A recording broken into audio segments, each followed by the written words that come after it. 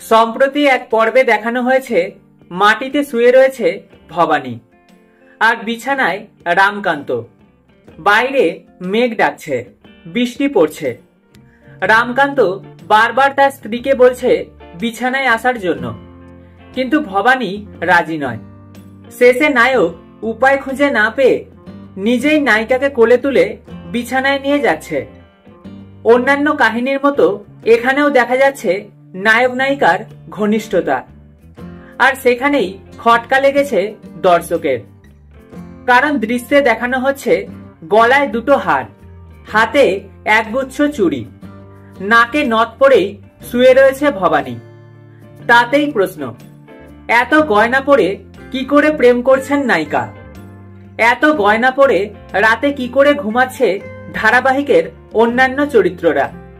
সমাজ মাধ্যমের পাতায় দর্শকের নানাবিধ প্রশ্ন শুনতে শুনতে অভ্যস্ত হয়ে গিয়েছে টেলিপাড়ার অভিনেতারা।